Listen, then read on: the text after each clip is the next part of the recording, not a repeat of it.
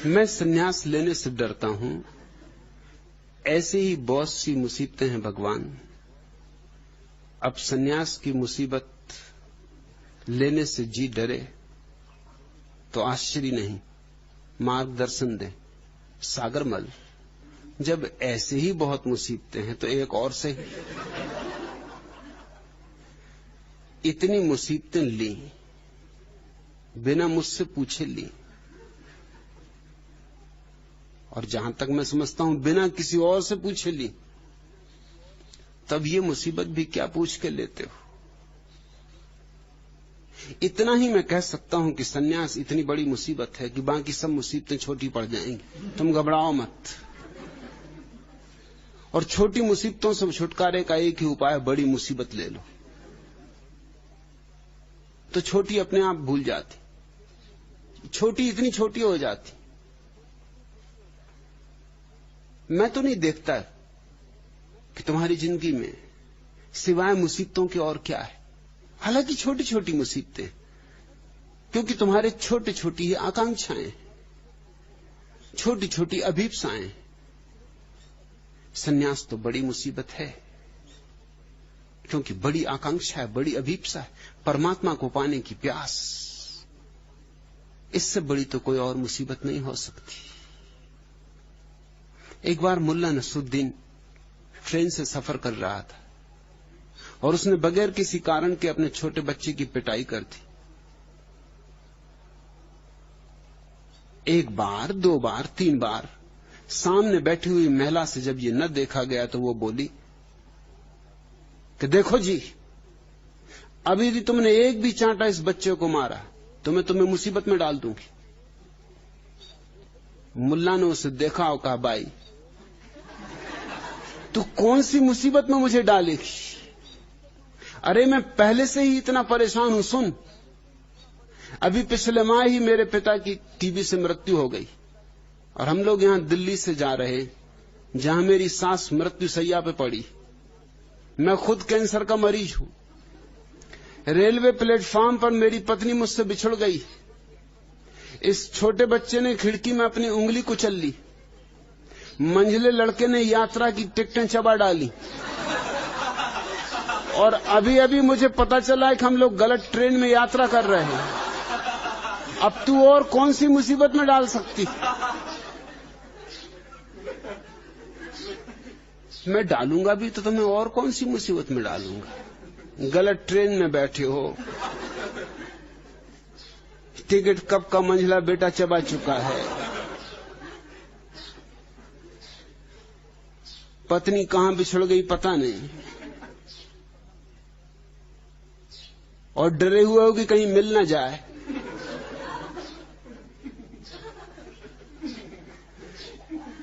सांस मरण सैया पे पड़ी है और भयभीत हो कि कहीं बच ना जाए।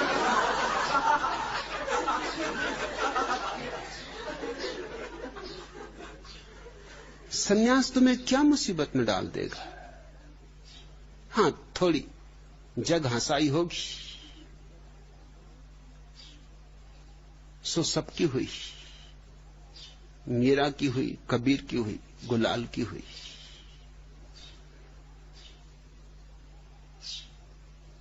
हां, लोक लाज खोनी पड़ेगी। सो मीरा ने खोई, सो दादू ने खोई, सो नानक ने खोई। लोक लाज में रखा भी क्या है? बचा के भी क्या करोगे? मूल्य क्या है उसका? हां, लोग दीवाना समझेंगे, परवाना समझेंगे, सो ठीक ही समझते। मैं दीवानगी ही सिखा रहा हूं। और सन्यास केवल शुरू में ही मुसीबत है, पहले कदम पर ही मुसीबत है। जैसे ही तुम्हारे भीतर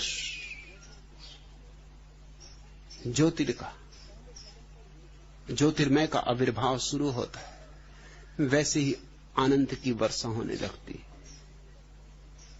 झरत दसों दिस मोती। जैसे ही तुम्हारे भीतर शून्य निराकार का अवतरण होना शुरू हो जाता है। सब मुसीबतें ऐसे भाग जाती जैसे सूरज के उगने पर तारे विदा हो जाते हैं आकाश से, खोजे नहीं मिलते। जैसे ही तुम्हारे भीतर समाधि का स्वर बजेगा, वैसे ही मुसीबतें ऐसे उड़ जाएंगी जैसे सूरज के उगने पर सुबह ओस के कण वाष्पीभूत हो जाते। लेकिन पहले तो मुसीबत मालूम होगी, मगर मैं कहता हूं ये मुसीबत लेने योग्य है। ये मुसीबत प्यारी है, मधुर है, अनंत संभावनाओं से भरी है। और तुमने 2 कौड़ी की मुसीबतें ले ली जिनमें कोई संभावना नहीं है, और बिना पूछे ले ली।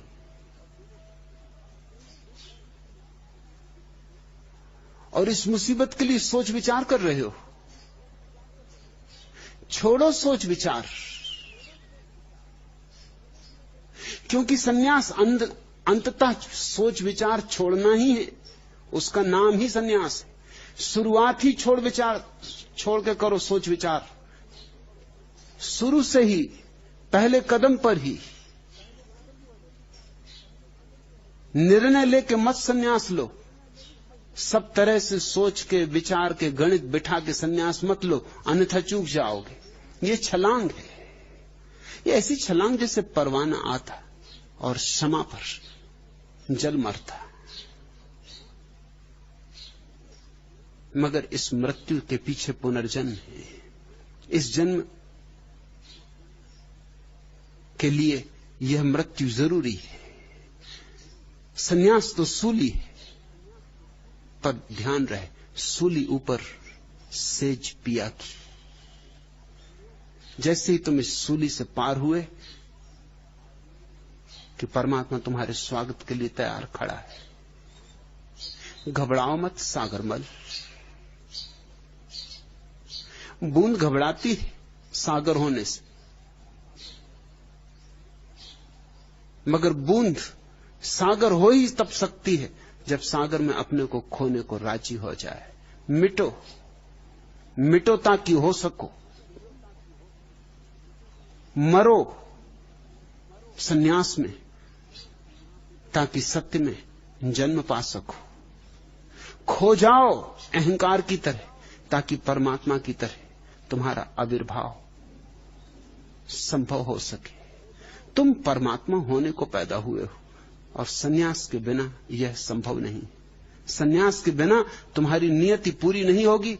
वसंत नहीं आएगा, मधुमास नहीं आएगा, तुम्हारा फूल नहीं खिलेगा। तुम बिना खिले ही विदा हो जाओगे। इसके पहले कि मृत्यु आए सन्यास आने दो, ताकि फिर मरने की कोई जरूरत न रह जाए। जो सन्यास में मरा फिर उसे मरने की कोई जरूरत नहीं रह जाती, क्योंकि वह अमृत को जान लेता है। आज इतना है।